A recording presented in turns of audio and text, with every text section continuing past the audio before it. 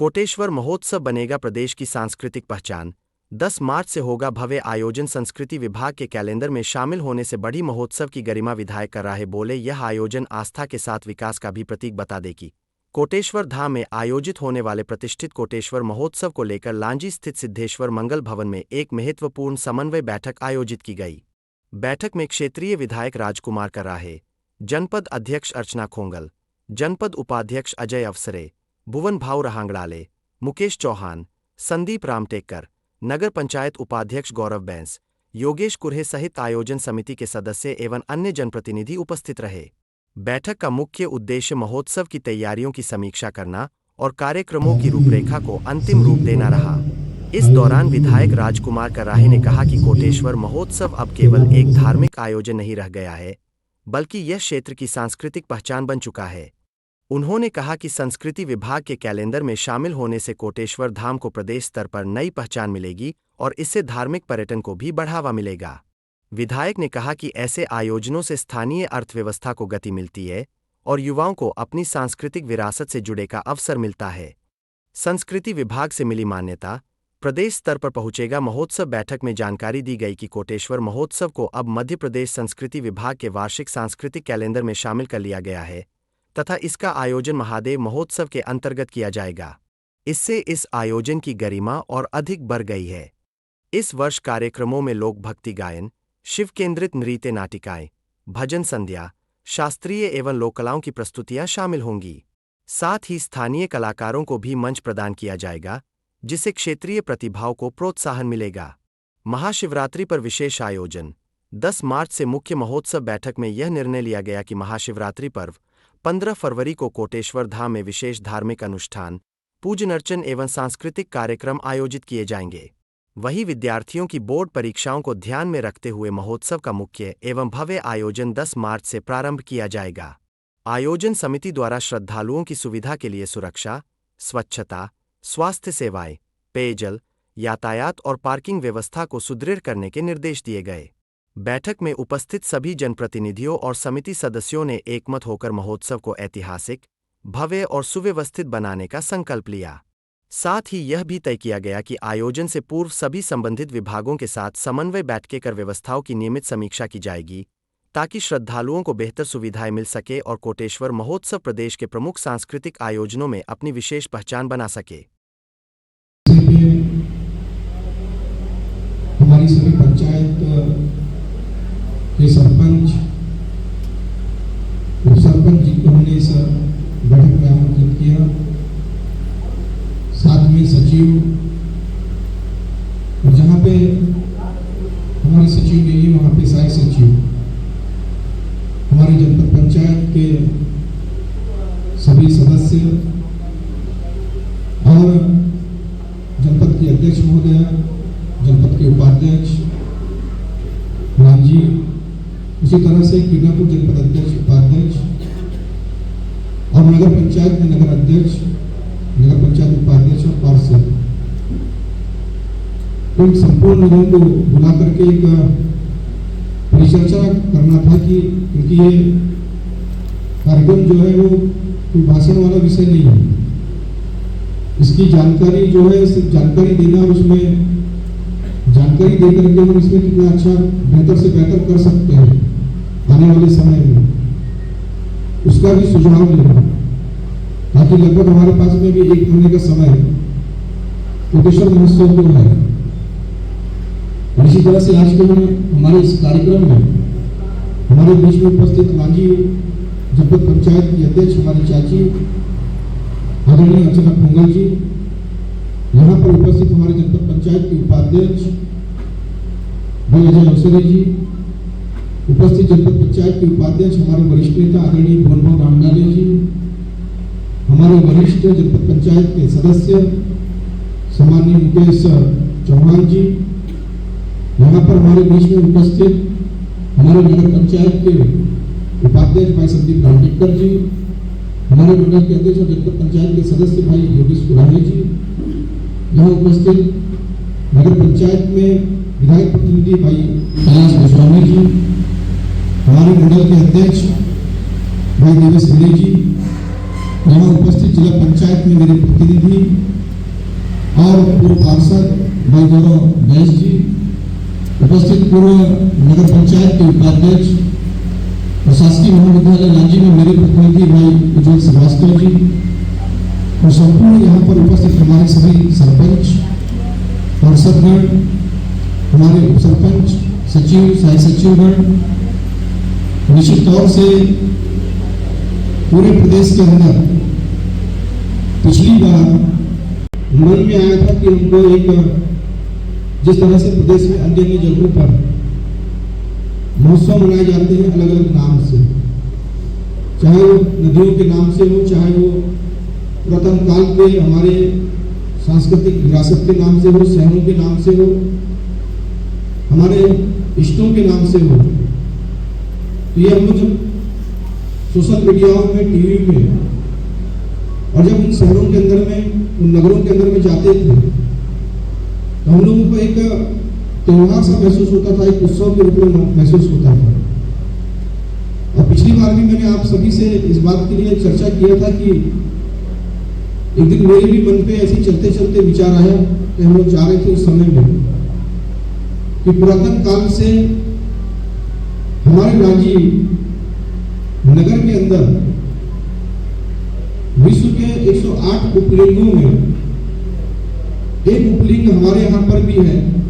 कोटेश्वर महादेव के रूप में विराजमान है। और क्यों ना हम इसको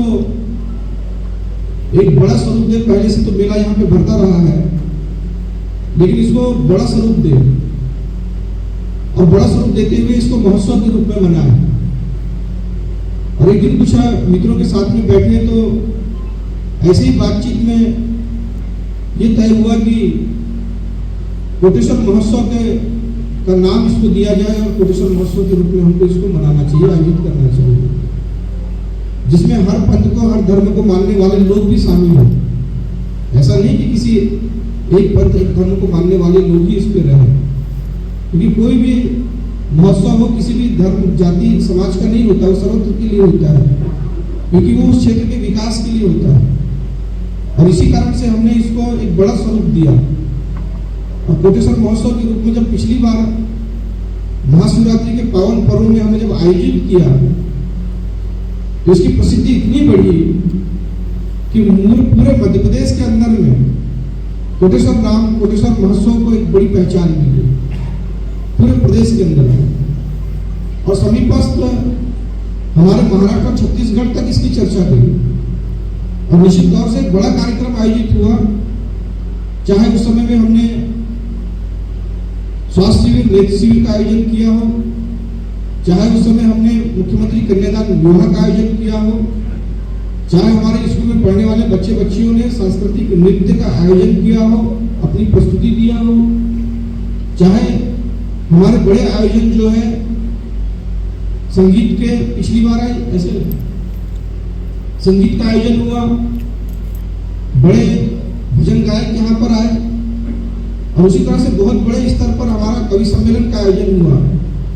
जिसमें हमारे पद्मश्री राष्ट्रीय कवि सम्मानित सुरेंद्र दुबे जी की उस कार्यक्रम में शिरकत हुई है। आज हमारे बीच में नहीं है, लेकिन उनको सुनने का अवसर हमको लांजी में ही प्रत्यक्ष रूप से देखने को हमको सुनने को मिला। नहीं तो ऐसे यूट्यूब में, टीवी में, अलग अलग जगहों पे हमको देखने को मिलता है। और यही कारण है कि इस बार भी हमने उस आयोजन को भव्यता के रूप में करने के लिए फिर से हमने अपने कदम को आगे बढ़ाया। और जिस तरह से पिछली बार के कार्यक्रम में जब हमको इस बात का एहसास था कि इतना बड़ा आयोजन का हमने सोच तो लिया, लेकिन कैसे होगा, तो इसमें मुझे विश्वास था अपने ग्राम पंचायतों पे, वहाँ के सरपंचों पे, सचिव पे, सहायक सचिवों पे, जनपद पंचायतों में, दोनों ही जनपद पंचायत, नगर पंचायत में, और भरपूर रूप से हमारी दोनों जनपद पंचायत लांजी और किरनापुर, लांजी नगर पंचायत और हमारी 134 ग्राम पंचायतें, ये आप लोगों के सहयोग से ही वो कार्यक्रम भव्यता के साथ में हुआ और हमको किसी प्रकार की कोई तकलीफ नहीं महसूस हुई। सबने सहज तरीके से उसमें प्रत्यक्ष और अप्रत्यक्ष तरीके से मदद किया और बहुत भव्य कार्यक्रम हुआ। दोनों जनपद पंचायतों ने मिलकर के अंतिम समय में कन्यादान योजना का कार्यक्रम भी आयोजित किया और लगभग 408 जोड़े। अभी माली जनपद पंचायत में इतने जोड़े हुआ नहीं करते थे, कभी किरनापुर जनपद पंचायत में इतने जोड़े नहीं हुआ करते थे, लेकिन 408 जोड़ों का विवाह हुआ और पूरी तरह से पारदर्शिता के साथ में हुआ। और ये भव्य आयोजन जिस तरह से हुआ उसमें हर किसी एक जो आज यहाँ पर बैठे हुए लोग हैं उनका भी, और जो नहीं आ पाए हैं किसी कारणवश, उनका भी बड़ा योगदान रहा है। और जब फिर से कोटेश्वर महोत्सव आयोजित करने का मन में विचार आया तो हम लोगों ने देखा कि कुछ स्कूल संस्थाओं से मेरी बात चली। जब स्कूल में हम लोग जा रहे थे तो मैंने उनसे कहा कि कोटेश्वर महोत्सव रहेगा, उसमें बच्चों का कार्यक्रम आप लोगों को देना है, क्योंकि बड़ी तैयारी 26 जनवरी के बीच में लोग करते हैं, तो वो आयोजन हमारे यहाँ पर भी उसको करना है। तो स्कूल संस्थाओं ने कहा कि भैया इस बार तो कोटेश्वर महोत्सव बहुत पहले आ रहा है, महाशिवरात्रि पहले आ रही है, लगभग 15 तारीख से लेकर 22 तारीख तक के मेले का आयोजन होना है, और 7 दिवसीय हमारा जो कोटेश्वर का मेला होता है ये बढ़ता है महाशिवरात्रि से। तो उसी बीच में हमको हमारे प्राचार्य ने, स्कूल के शिक्षकों ने बताया कि बोर्ड के एग्जाम भी चालू हो जाएंगे 10वीं और 12वीं की। और फिर उसके बाद में हमको एक लेटर मिला कि 16 फरवरी से विधानसभा का सत्र भी प्रारंभ हो जाएगा। तो हमको तो लग रहा था कि हम थोड़ा कम साउंड में, सिर्फ ग्राउंड के अंदर साउंड रहे, रात का कार्यक्रम आयोजित होगा तो कोई दिक्कत नहीं, हम रात के समय ही सही कम साउंड में हम लोग कार्यक्रम को आयोजित कर लेंगे, दिन में ज्यादा हल्ला गुल्ला वाला कार्यक्रम ना हो, ऐसा हम लोग सोच के रखा था। लेकिन कोई भी कार्यक्रम जब आयोजित होता है तो हमारी सबकी इच्छा होती है कि उसमें हमारे जो प्रभारी मंत्री हैं वो आए, हमारे संबंधित विभाग के जो मंत्री हैं वो पहुंचे, और अगर समय मिल सके तो हमारे मुख्यमंत्री जी भी ऐसे बड़े भव्य आयोजन में आए। तो जब हमारे मंत्री, हमारे मुख्यमंत्री जब क्षेत्र के अंदर में आते हैं, विधानसभा क्षेत्र में आते हैं,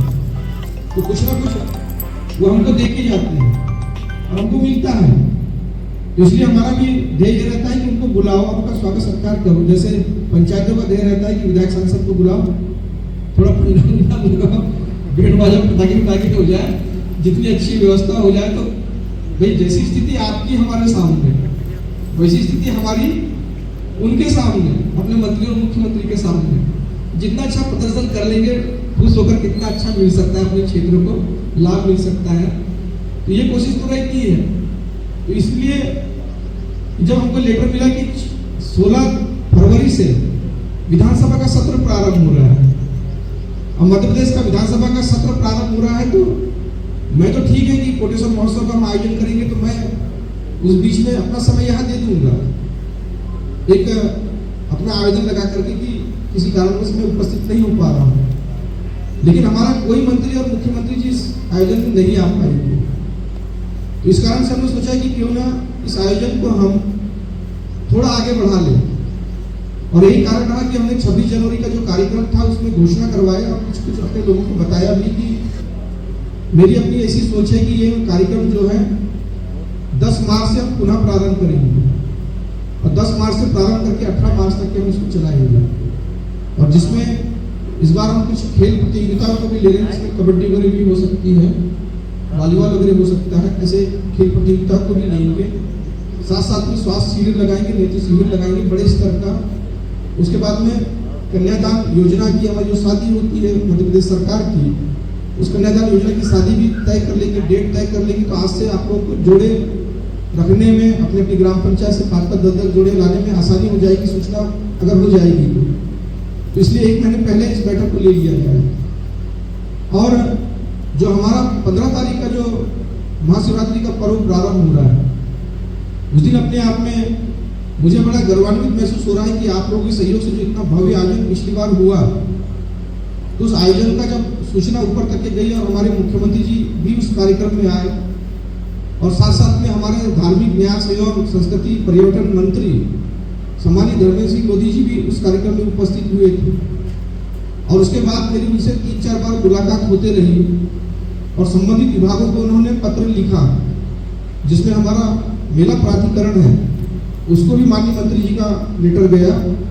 और साथ साथ में हमारे संस्कृति विभाग के भी OSD जो है उनको भी उन्होंने कहा कि इसमें तत्काल कोई कार्रवाई करो। और लगभग 2 बार मैं उनसे मुलाकात भी किया। तो हमको आप लोगों को सूचना देते हुए ये बड़ा गर्व महसूस हो रहा है। और आपने सोशल मीडिया के माध्यम से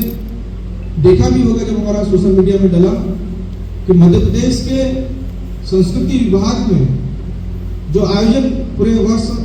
अलग अलग महोत्सवों को अपने खुद के कार्यक्रम मध्य प्रदेश सरकार देती है, उस मार्गदर्शिका में, उस बुकलेट में हमारा कोटेश्वर महोत्सव को भी उन्होंने शामिल मध्य प्रदेश के इतिहास में कर लिया है। ये हमारे लिए अपने लिए गौरव की बात है। इतना आसान काम नहीं है, बहुत कठिन काम है कि मध्य प्रदेश सरकार स्वयं उस आयोजन को अपनी डायरी में कर ले। और प्रतिवर्ष अब ये जब तक के संस्कृति विभाग के कार्यक्रम चलते रहेंगे, हम चाहे कार्यक्रम कराए चाहे ना कराए, हमारी बात कोई प्रतिनिधि कार्यक्रम कराए चाहे ना कराए, लेकिन मध्य प्रदेश सरकार 1-2 दिन का कार्यक्रम अपने तरफ से स्वयं कराएगी जिला प्रशासन की मदद से। ये तय हो चुका है और ये बड़ा विषय है कि हमने 1 साल के अंदर में ही इतना बड़ी अपॉर्चुनिटी, इतनी बड़ी सफलता हमने प्राप्त किया है। और जैसे ही हमारे सोशल मीडिया के माध्यम से जब हमारा PRO में जब आया, बालाघाट PRO में आया, जनपद पंचायत लांजी की संयुक्त बैठक, साथ ही नगर परिषद लांजी, हमारी सभी ग्राम पंचायतें, इसके लिए तो मैं आपका हृदय से धन्यवाद ज्ञापित करता हूँ कि शुरुआत जब इतनी बेहतरीन है तो समापन कितना बेहतरीन होगा, इसके लिए मैं हृदय से धन्यवाद देता हूँ।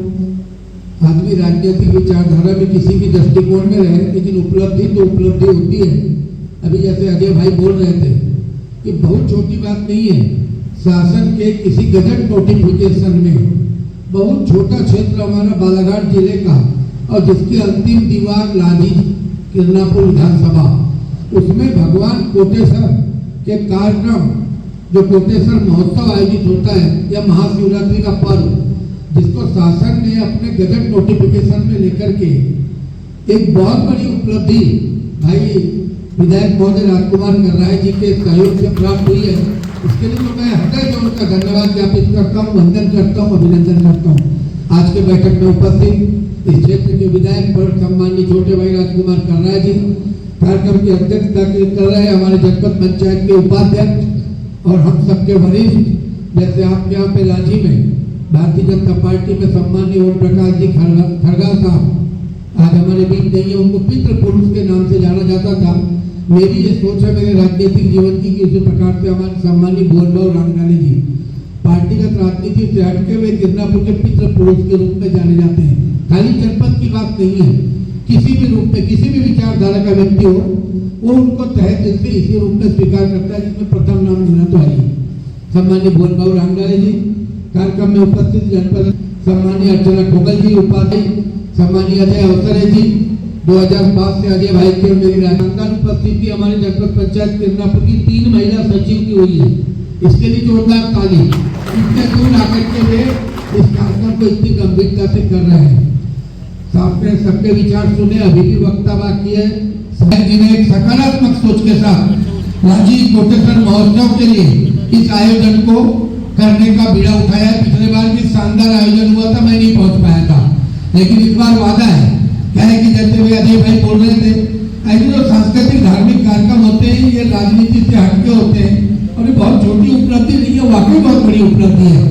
पद पे कोई भी पद आते हैं जाते हैं, चलने वाली प्रक्रिया है, लेकिन इतिहास में लिखा जाएगा कि कोटेश्वर महाकाल तो स्थापित है, स्थापित थे, स्थापित रहेंगे, भविष्य में भी महाशिवरात्रि आएगी। लेकिन मध्य प्रदेश शासन में सरकार कोई भी हो, गजट नोटिफिकेशन में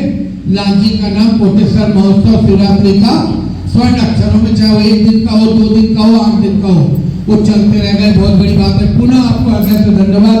ज्ञापित करते हुए मैं सिर्फ इतना ही कहता हूँ कि आपने आज हमको आमंत्रित किया है। हमारी जनपद पंचायत किरनापुर 83 ग्राम पंचायत और हमारे परम सम्मानित भुवनबाबू बैठे हैं, उनका एक आदेश हम 25 जनपद सदस्य के लिए आज्ञा होती है। राजनीतिक बल्लेबाजी में करता नहीं हूँ, जो सत्य वो बोलने वाला व्यक्ति हूँ, राजपूत व्यक्ति हूँ। आपने यदि उनके सामने ये बात रख दी है तो मैं आपको आश्वस्त करता हूँ कि हम खुद की लोकल बैठक 83 पंचायत की लेकर के आर्थिक, सामाजिक, धार्मिक उपस्थिति के लिए क्या सहयोग चाहिए, आपने यदि मोहन बाबू रांगड़ाले जी को सहयोग कान में भी बता दिया तो निश्चित रूप से हमारी जनपद पंचायत किरनापुर 84 ग्राम पंचायत के साथ हम आपके साथ खड़े रहेंगे। कोटेश्वर महोत्सव के लिए चूंकि मेरे पास सेकंड पद बालाघाट बस ऑपरेटर एसोसिएशन का है, यदि कोटेश्वर महोत्सव को आगे बढ़ाना है तो कहीं कोई बात नहीं है, मैं तो अपनी ओर से एक पम्पलेट जारी करवा दूंगा एसोसिएशन की ओर से, आना फ्री जाना फ्री जितने दिन कोटेश्वर महोत्सव में राजा बोले जाने पत्थर दुनिया सलाम करती है, यही सत्य है। लेकिन काम ऐसा करो कि नाम ऐसा होना चाहिए कि नाम सुनते ही काम हो जाए, और काम ऐसा करो कि काम के आधार पर नाम हो जाए। सभी का बहुत ही महत्वपूर्ण योगदान रहा है। पहली बार